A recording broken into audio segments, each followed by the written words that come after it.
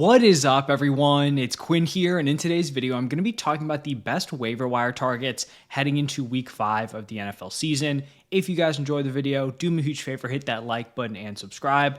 Also, keep in mind, these are going to be players that are rostered in 40% or fewer leagues using the ESPN waiver wire. But let's just dive right into it, and I do think there's one clear number one pickup. This is a guy who I've talked about in some of my earlier season waiver wire videos, and I also think I talked about him in my preseason sleeper video.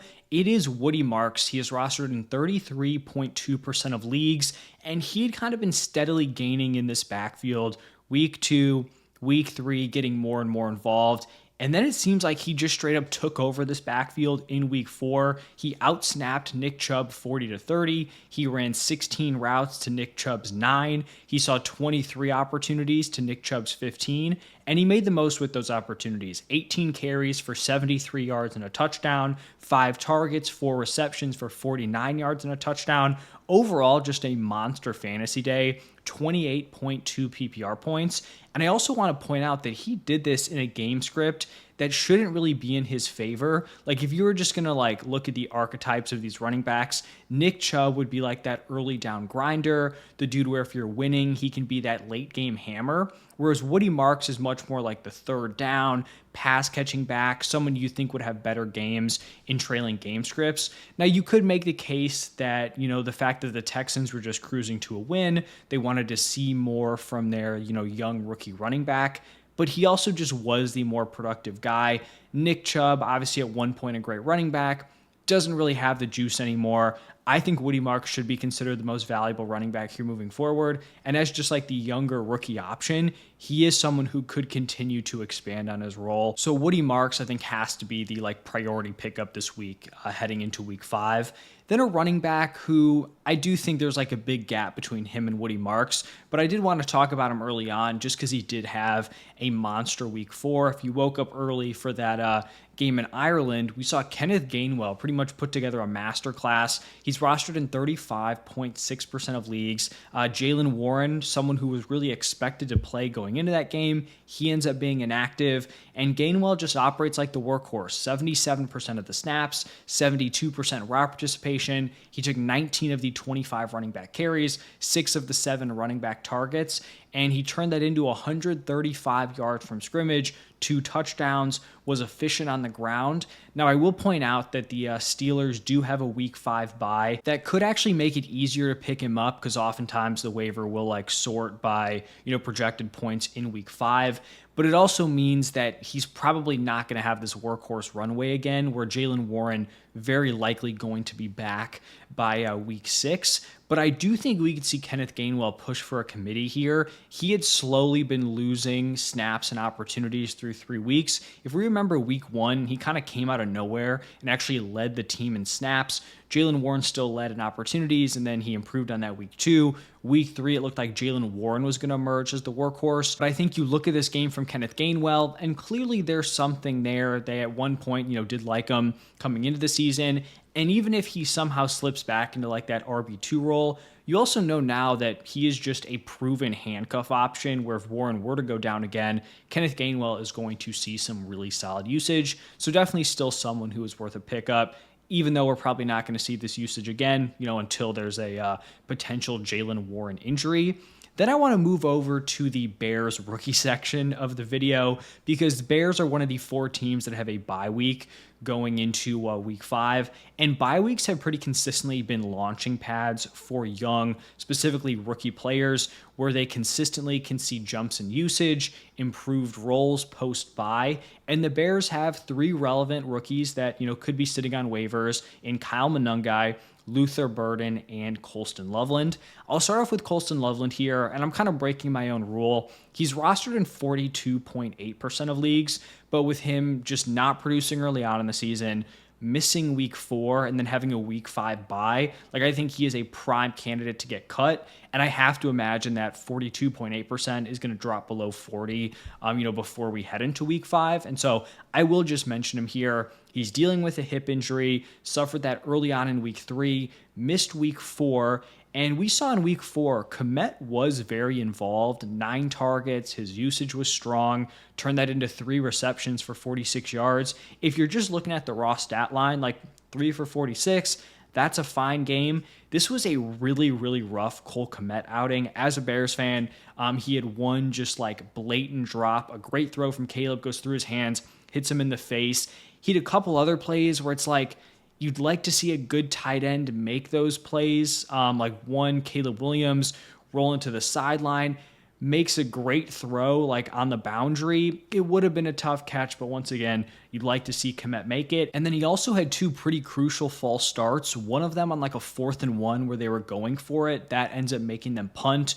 So this was not a banner day for Cole Kmet. I think the opportunity is there for Colston Loveland. I talked about this and I think the tight end rankings video this week, but it really seemed like the Bears wanted to feature Colston Loveland, get him more involved in week 3. Actually, both the rookies, him and Luther Burden, where they scheme up the flea flicker for Burden. For Loveland, I think he ran 5 routes. He was the first read on 3 of them, had a 30-yard reception to start off the game. It just didn't really come through. So I think with the bye week, he has an opportunity to get fully healthy, be close to 100% heading into week 6. And then I do think he could just take that rookie bump and end up being like the tight end one for the Bears moving forward. This offense, obviously they're going to have their growing pains, but Caleb looks really good. You have Ben Johnson there. I think Loveland is someone who can be very fantasy relevant moving forward. Then we're going to talk about Kyle Monangai, who is rostered in 8.1% of leagues. And he has, pretty much been the locked-in running back too throughout the entire season. He's got like that handcuff role on lock.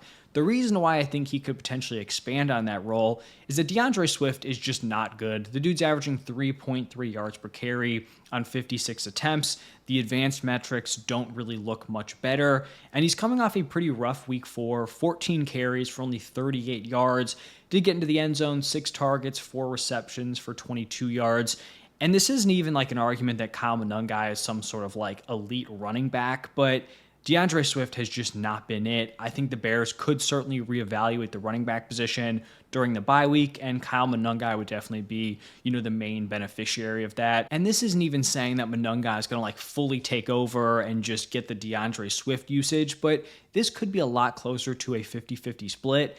And if Monangai is getting some touchdown upside near the goal line, that could make him a potential playable option, especially now that we are getting into the bye weeks. And then the third and final rookie here for the Bears, just wanted to lump these guys together. We have Luther Burden rostered in 12% of leagues. I talked about him last week. He had the big kind of pop performance. I did mention that that was not something that I thought was going to make him a strong weekly option. Usage-wise, he's still clearly behind, Dunze, Moore, even Olamide Zaccheaus. And we did see that in week 4. He was still the wide receiver 4 in snaps, routes. But once again, I think we could see a post-bye bump for him. And I think some people might be struggling to kind of see the bigger picture on how he could actually be playable for fantasy. And I get it, right? He's wide receiver 4, not getting consistent usage. I think the path to him being relevant is he comes out of the bye or shortly after the bye, and he overtakes Olamide Zaccheaus. Olamide Zaccheaus actually had pretty decent usage in week 4, but not an overly talented player. Luther Burden comes in, he takes those Zaccheaus opportunities, and then if he can just start to build on his performances, I think you're looking at this wide receiver room. Rome Odunze is the clear number 1. DJ Moore has been very, very underwhelming. I would not rule out like a late season breakout with Burden having the upside of potentially being, the number 2 target on this team. We've seen guys, I think like an Amon-Ra comes to mind, who are really not involved early on in the season, end up being absolute monsters to close it out. I think Christian Watson could qualify for that also, like not great usage early, ends up being a late season hammer. So Luther Burden, someone who I'm not giving up on, someone who should be rostered, even if you want to wait a week, like I think that's fine, but I do think he is worth an ad, especially in deeper leagues. And then we have the man with the monster Sunday Night Football game, Romeo Doubs, rostered in 36.7% of leagues. He leads the Packers with an 88% route participation. He gets targeted 8 times, catches 6 of them for 58 yards and 3 touchdowns. He's another guy, I think I mentioned it with Gainwell, where he is a week 5 bye, so he might kind of be hidden on waivers, maybe a little bit less likely because like people just saw him have that monster game. But for Doubs, kind of like I talked about with Trey Tucker, I'm definitely higher on Doubs moving forward, but this huge game doesn't make me think like all of a sudden Romeo Doubs is a must start in your lineup. But in the short term, the usage is there. He's on a really strong offense. It is just like, in terms of his floor, the volume floor is very, very low. I think he's fine as like a short-term flex option, but I think we could see Matthew Golden take a jump post-bye week. Christian Watson seems to be nearing his return, so I don't think, Romeo Doubs is someone that I'm going to break the bank for, not going to spend a ton of fab on him. But if for the next few weeks, obviously after the week 5 bye, if you need a desperate play, I do think he is someone who potentially could be added onto your roster. And I think the final wide receiver in this video, we have Elic Ayomanor, someone I've talked about, I think in every single week, rostered in 31.2% of leagues. Didn't have a great game. I believe he was targeted 6 times, caught 2 of them for 44 yards. It's just that the usage continues to be really strong, continues to be the top wide receiver in routes. We saw something kind of weird this game where like Calvin Ridley's playing time just got nuked. I don't believe there was an injury, but he had under a 50% route participation. That is obviously not great for him. He hadn't been performing great, but that's kind of shocking. And I still think Elic Ayomanor, even though this offense has been terrible, it's not looked pretty. They have not won a game yet. They just got shut out. I still think he's worth a stash, especially in deeper leagues, because day 3 pick, already potentially emerging as the wide receiver 1 on this team. This offense could improve throughout the season, right? You do have a young core, Cam Ward at the quarterback position. It's possible they're just completely terrible throughout the entire season. But even if they're like, the 5th worst, the 4th worst, instead of just being like bottom tier offensively, Ayomanor could still, do something with that, just given his role and also the ability to just straight up improve throughout the season as a rookie wide receiver. Next up, we are going to have back-to-back tight ends, and I want to start off with my guy, Harold Fannin Jr., rostered in 32.9% of leagues. Now, this was not a great week 4 for him. The reason why I want to talk about him is that he saw a major usage bounce back where week 3 had his worst usage of the season. David Njoku seemed to really be pulling away. It was the first game that David Njoku actually outproduced him. But for the first time all season, Harold Fannin comes out and actually outsnaps David Njoku, played one more snap, ran one more route also. So he had an 85% snap share, 71% route participation. He had 6 targets to David Njoku's 2. Like I said, this was not a great week 4. His production, like his fantasy numbers, have actually dropped in all 4 weeks. But once again, this is just a talented young player who's improving on his role. We're still less than a quarter of the way through the season. We could still see Harold Fannin Jr., improve here, get more involved. A David Njoku trade is also always going to be on the table. So do I love Harold Fannin in my lineup? Probably not, but if you have a gross tight end room, I think if you're going to roster 2 tight ends, he's worth a stash. Someone who I think is probably more playable, like immediately heading into week 5, would be Brenton Strange, who is rostered in 22.7% of leagues. Just had a really strong start to the season, very consistent, steady workload. Week 4, he has an 82% route participation, 7 targets, 6 receptions for 45 yards. In his 4 games this year, PPR scoring, he's put up 9.9, 4.7, 12.1, and 10.5 points. So he's not going out there and winning you weeks, but he hasn't gotten to the end zone. He showcased a pretty steady floor. And in the short term, with BTJ still not really being himself, Travis Hunter's usage still kind of being all over the place, he should continue to be a reliable target within this Jaguars offense. And then we're going to close it out with 3 young running backs, the first being Blake Corum, who's rostered in 18.7% of leagues. And we actually saw the opportunity gap really, really shrink between Kyren Williams and Blake Corum. Now, Kyren still dominated in routes and snaps, but Blake Corum took 13 opportunities to Kyren Williams' 16. I will say Blake Corum didn't really make the most of those opportunities. He was way less efficient. I want to say he actually had negative receiving yards in this game, but it is notable, I guess maybe even more so for Kyren, that the gap is kind of closing between these two. And even if Corum is someone that you don't trust on a week-to-week basis, he is still an elite handcuff option where if Kyren were to go down, you could see Blake Corum just step in and completely dominate the usage in a way that we've seen Kyren do over the last couple of seasons. Then we have someone who's rostered in less than 1% of leagues. I think I talked about this guy after week 1, maybe also in my sleeper video. It is Brashard Smith, rostered in 0.9% of leagues, and we saw him have an increased role in week 4, even in a leading game script, kind of like I talked about with Woody Marks. Brashard Smith is much more in like that, receiving, third down, pass catching back archetype. So the fact that he was mixing in even earlier on in the game, in a game that they were leading against the Ravens, does feel significant. He played 19 snaps, ran 10 routes, 4 carries, 4 targets. Didn't do anything on the ground, 9 rushing yards on those 4 carries, but caught 3 passes for 27 yards.